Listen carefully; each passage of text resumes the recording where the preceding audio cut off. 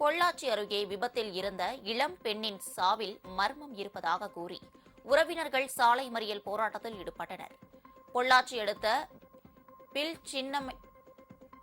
சின்னம்பாளையம் அண்ணாநகர் பகுதியைச் சேர்ந்தவர் அமுதா. இவர் ஒத்தக்கால் மண்டபத்தில் உள்ள தனியார் நிறுவனத்தில் பணிபுரிந்து வந்தார். நேற்று அதிகாலை கோவிலுக்கு தனது இருசக்கர வாகனத்தில் சென்று கொண்டிருந்தார். சமத்தூர் மணல்மேடு அருகே சென்றபோது இவரது துப்பட்டா பைக்கின் சக்கரத்தில் சிக்கியதில் அமுதா நிலை தடுமாறி கீழே விழுந்தார். அங்கிருந்தவர்கள் அமுதாவை மீட்டு பொள்ளாச்சி அரசு மருத்துவமனைக்கு அனுப்பி வைத்தனர். அங்கு அவரை பரிசோதித்த மருத்துவர்கள் அமுதா இறந்துவிட்டதாக தெரிவித்தனர்.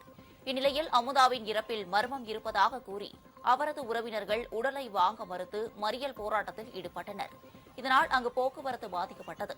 தகவல் அறிந்து சம்பவ இடத்திற்கு சென்ற போலீசார் அவர்களிடம் பேச்சுவார்த்தை நடத்தி நடவடிக்கை எடுப்பதாக உறுதியளித்தனர்.